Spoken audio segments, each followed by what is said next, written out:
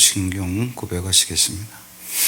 전능하사 천지를 만드신 하나님 아버지를 내가 믿사오며 그 외아들 우리 주 예수 그리스도를 믿사오니 이는 성령으로 잉태하사 동정녀 마리아에게 나시고 본데오 빌라도에게 고난을 받으사 십자가에 못 박혀 죽으시고 장사한 지 사흘 만에 죽은 자 가운데서 다시 살아나시며 하늘에 오르사 전능하신 하나님 우편에 앉아 계시다가 저리로서 산 자와 죽은 자를 심판하러 오시리라. 성령을 믿사오며 거룩한 공예와 성도가 서로 교통하는 것과 죄를 사하여 주시는 것과 몸이 다시 사는 것과 영원히 사는 것을 믿사옵나이다. 아멘. 우리 사도행전 9장에서 보겠습니다. 사도행전 9장 19절부터 25절까지 시작. 음식을 먹음에 강건하여 지니라. 사울이 다메섹에 있는 제자들과 함께 며칠 있을새 즉시로 각 회당에서 예수가 하나님의 아들이심을 전파하니 듣는 사람이 다 놀라 말하되 이 사람이 예루살렘에서 이 이름을 부르는 사람을 멸하던 자가 아니냐. 여기 온 것도 그들을 결박하여 대제사장들에게 끌어가고자 함이 아니냐 하더라. 사울은 힘을 더 얻어 예수를 그리스도라 증언하여 다메섹에 사는 유대인들을 당혹하게 하니라. 여러 날이 지남에 유대인들이 사울 죽이기를 공모하더니 그 계교가 사울에게 알려지니라. 그들이 그를 죽이려고 밤낮으로 성문까지 지키거늘 그의 제자들이 밤에 사울을 강주리에 담아 성벽에서 달아내리니라. 아멘. 이 내용은 이거예요. 사울이라고 하는 사람이 평소에는 예수님 믿는 자들을 핍박하고 지금도 이제 상황이 예수님 믿는 자들을 잡아서 감옥에 가두려고 체포하러 가다가 예수님을 만난 거 아니에요? 그러다 보니까 그러한 타이밍적으로 그때의 사울에 대해서 아는 사람들은 다 예수 믿는 자들을 박해한다. 그런데 예수 믿는 자들을 박해하려고 예수 믿는 자들을 잡으러 가다가 재림하신 예수님을 만난 거예요. 만나고 보니까 자기가 이제까지 잘 모르고 오해했었더라 라고 하는 걸 깨닫게 되는 거죠. 정말 예수가 그리스도구나. 그리고 예수가 그리스도인데 그러면 그리스도를 믿어야지 예수 믿는 사람들이 정상이었구나 라고 하는 것을 깨닫고 이제 중요한 거예요. 우리 신앙생활 하는 데 있어서의 태도가 중요한 게 뭐냐 하면 그걸 깨닫는 즉시 그 다음에 바로 전향을 했다는 거예요. 바로. 그래서 여기 이제 그 즉시로라고 하는 그 부사가 나오는데 20절에 보시면 즉시로 각 회당에서 예수가 하나님의 아들이심을 전파하니 이것이 사실은 우리들에게 신앙생활 하는 데 있어서의 어떤 DNA가 되어야 됩니다. 무슨 얘기냐 하면은 하나님께서 나에게 말씀을 주신다. 그거는 이제 뭐 성령으로 감동을 주시는 거죠.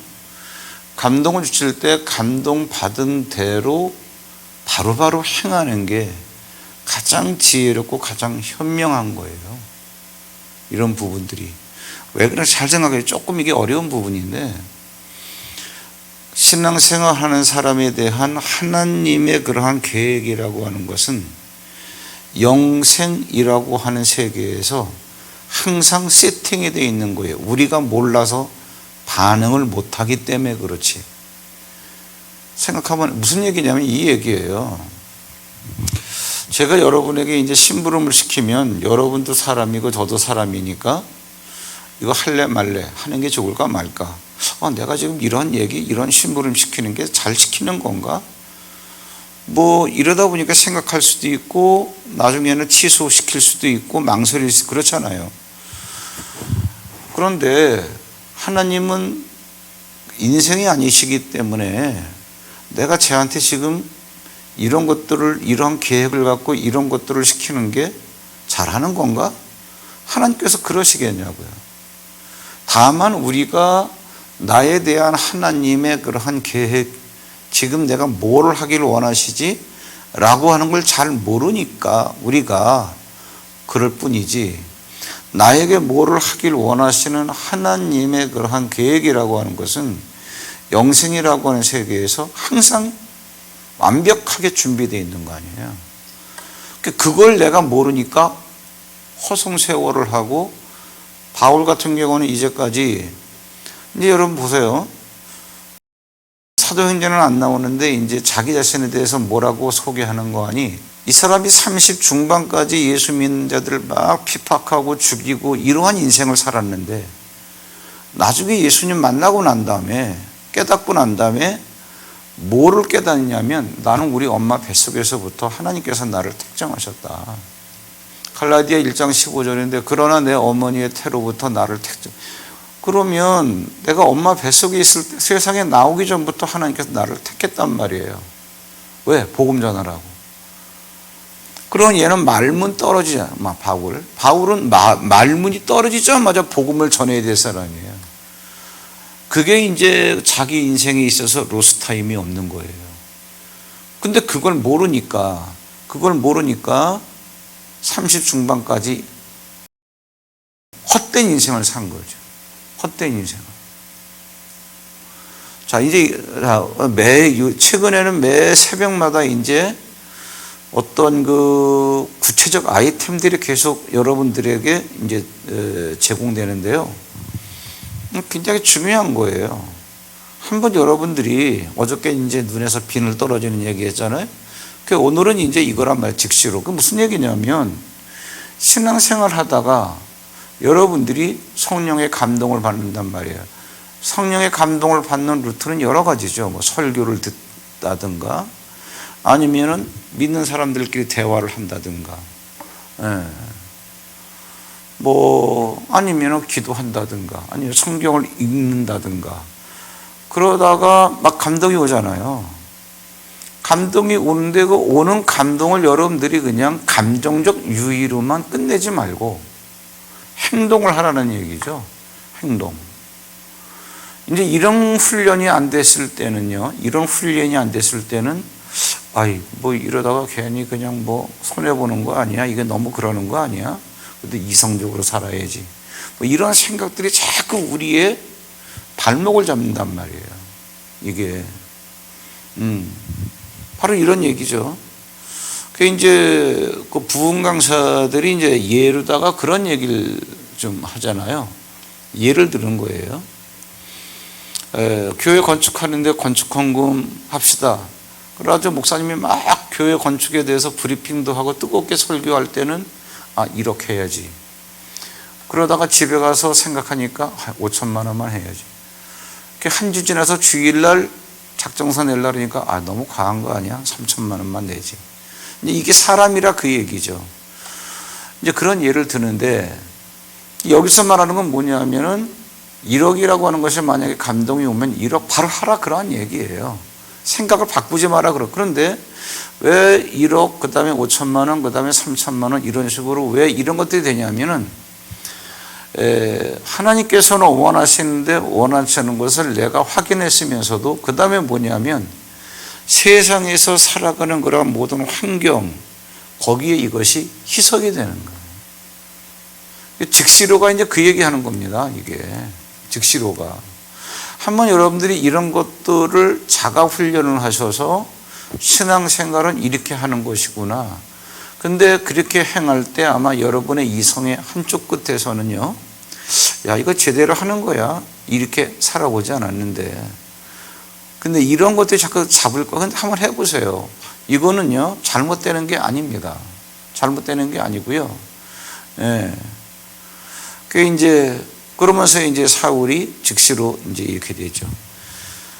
그러면서 이제 예수가 그리스도라고 증언하니까 이 메시지를 듣는 사람들로부터 어떤 반응이 나오느냐 하면은, 제가 분명히 예수를 박해하는 자인데 저렇게 예수에 대해서 옹호하는 태도를 보면 예수 믿는 자들을 갖다가 이렇게 경계심을 늦추게 해가지고 다 불러 모은 다음에 일망타진하려고 그래. 믿는 자들에게조차도 오해를 받는 거예요. 믿는 에게. 그리고 이제 과거에는 사울이 이러기 전에는 사울을 지지했던 사람이었는데 왜? 예수를 다 박해하는 쪽에 서 있었으니까. 그런데 사울이 돌아서니까 같이 돌아서는 게 아니라 이제는 또 사울의 적이 되는 거죠.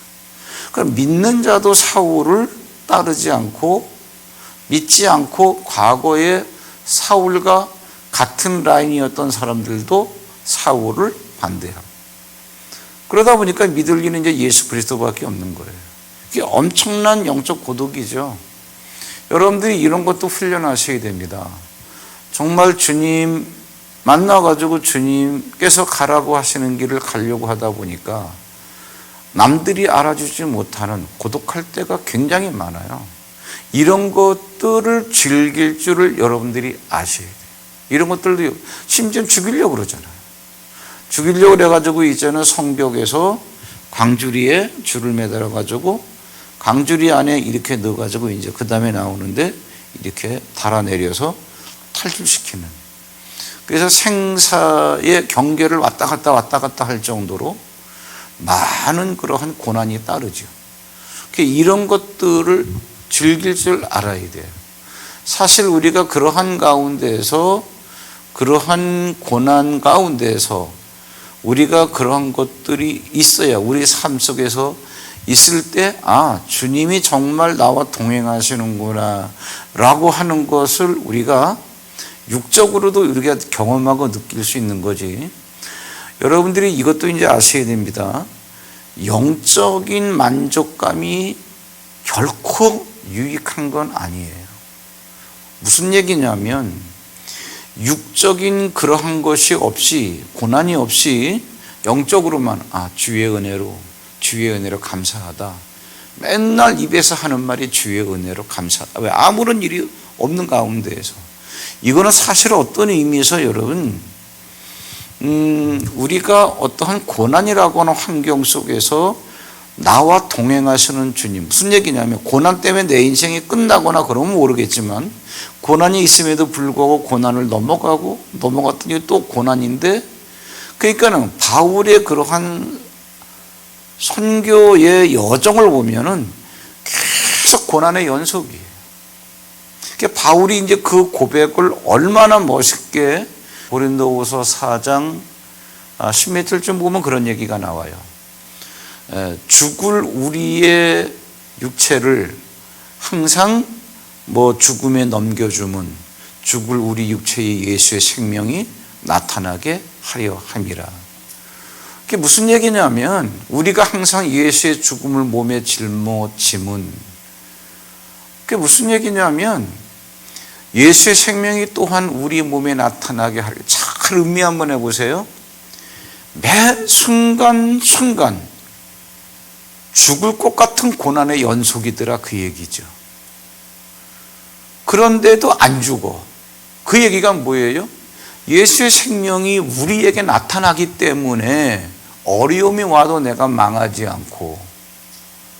제가 그 얘기를 아까 그렇게 표현한 거예요. 이런 게 없고 비닐하우스 같은 그러한 환경에서 감사하다, 은혜야, 하나님 감사합니다. 말은 왜 못하겠어요, 그렇게. 사실 그러한 신앙생활이 어떤 의미에서 우리는 은혜보다는요, 그게 쏙지 말라는 얘기죠. 그래서 이러한 부분들이 내가 육체적으로도 이러한 고난이라고 하는 환경 속에서 그 고난이 정말 나를 삼키지 못하고 결국은 나를 승리하게끔 되어지는 과정이 있으면 주님이 나를 지금 보호하시고 나와 동행하신다는 것, 하나의 실존적인 문제거든요. 여기서 나오는 게 뭐냐? 그래, 나는 여기서 내 인생이 끝날 줄 알았는데 주님이 나와 동행하시더라. 이게 고난을 통과하는 자의 고백이에요. 그래서 이러한 것들을 여러분들이 거부하거나 이걸 거추장스럽게 생각하지 말라는 얘기죠. 이거는 예수님을 진짜로 알고 예수님과 함께 진짜로 현실 속에서 동행하는 자들만의 특권입니다. 이걸 누릴 줄 알아야 돼요. 근데 이런 것들을 잘 못 깨달으면 정말 미치겠다. 맨날 이 고생이고 믿어도 그렇고 뭐. 근데 바울은 안 그래요. 사실은요, 바울은 어떤 의미에서 조금 과장해서 얘기를 하자면 숨 쉴 여유도 없이 계속 죽을 고비를 넘기는 거예요. 그 사람이 복음을 전하면서 순교. 왜? 세계를 변화시킨 사람이니까. 그 얼마나 영적 부담이 크겠어요. 그래서 이런 얘기를 하는 거예요. 그래서 항상 예수의 죽음을 우리 몸에 짊어짐은, 인간적인 생각으로 하면 이제 뒤에 이제 사도행전 쭉 진도 나가면 아주 드라마틱하고 흥미진진한 얘기들이 많이 나와요. 정말 인간으로서는 상상도 못하는, 그런데 예수 그리스도를 얼마나 굴뚝같이 믿었으면 정말 그 엄청난 국가적인 그 재난 가운데에도 홀몸으로 뛰어들어서 이걸 다 감당을 하고, 대단하죠. 그러면 우리는 그것만 볼 게 아니라 도대체 바울의 마음의 중심에는 뭐가 있냐, 그 정도 크기의 믿음이 있다는 거예요. 그 정도 크기에 대해서. 그런데 이러한 육체로 겪는 고난에 대해서 우리가 이러한 고백을 하는 경험도 없고, 그냥 비닐하우스에서 아쉬운 게 별로 없는 상황에서 하나님 감사합니다, 은혜예요, 그게 나쁘다는 것보다도 그러한 가운데서 형성된 그러한 신앙과 이거는 퀄리티가 달라요. 항상 매 순간순간 주님이 나와 동행하시고 나에게 역사하시는 것을 경험하면서 가는 거예요. 바울이 그 얘기를 그렇게 하는, 사람 눈으로 볼 때는 죽을 고생이거든요. 근데 정작 그 당사자는 뭐라 그러는 거 아니? 항상 예수의 죽음을 몸에 짊어지면 죽을 우리 육체의 예수의 생명이 나타나게 하려 함이라. 바로 그 얘기예요. 얼마나 생생하게 예수를 경험하면서 살아요. 여러분, 그런데 아까 제가 말씀드렸던 비닐하우스라고 한다면 정말 예수님이 여러분 은혜 주시지만 생생하게 여러분을 위해서 그렇게 그걸 감각적으로 느끼면서 살아가요. 그렇지 않다. 이제는 고난에 대한 생각을 바꾸자는 얘기죠. 즐길 줄도 알아야 된다. 새벽기도 정도까지 나오시는 정도면 이제 고난에 대해서 어떤 포지티브한 긍정적인, 그래서 그걸 즐길 줄도 알아야 된다는 얘기죠.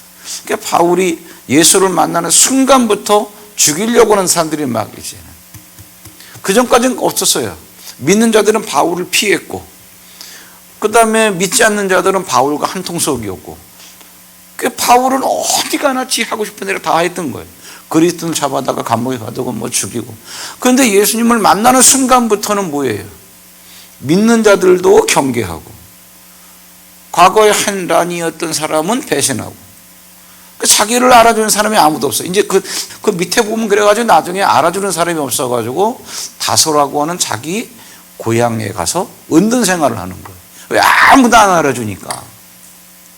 거기서도 우리가 또 할 얘기가 좀 있는데, 그래서 정말 이런 것들이 우리가 예수님 믿는 자에게, 그래서 오늘도 그러는 거죠. 예수님 만나자마자 이쪽 저쪽 다 떨어져 나가고 혼자 남는 거예요. 혼자. 그리고 오히려 이제 자기를 죽이려고 하는 세력들이 대두하게 되는 거예요. 그러한 가운데서 이거를 어떠한 하나의 파도를 이렇게 타고 가는 서퍼, 그걸 갖다 뭐라 그래? 그러니까 이제 참 그게 저는 참 인상적인데, 뭐냐면은 리고레 목사님이 그런 거를 써놨어요. 서퍼들이 있잖아요. 서퍼라 그러나요? 윈드 서핑 하는 사람들은요. 태평양 이렇게 해변가에서 보드를 다 판때기, 그걸 옆구리에 끼고 이렇게 앉아 있다는 거예요. 왜? 바다가 너무 잔잔하니까. 그러다 바람이 불어가지고 파도가 팍 일면은 너무 즐거워가지고 판때기 들고 뛰어 들어간다.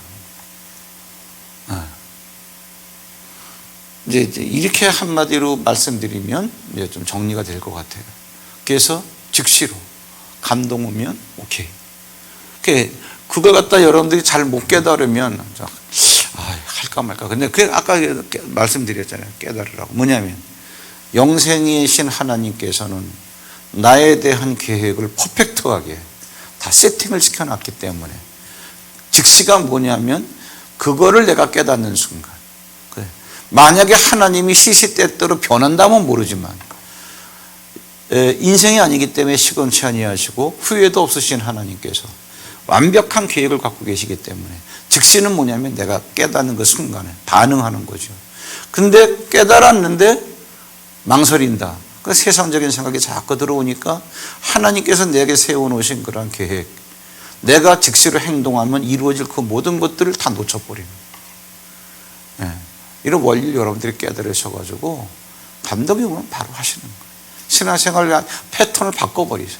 그리고 여러분들에게 그때서야 비로소 하나님께서 나에게 계획하신 일을 행하신다 라고 하는 것들을 경험하는 것은 그때부터 이루어지는 거지.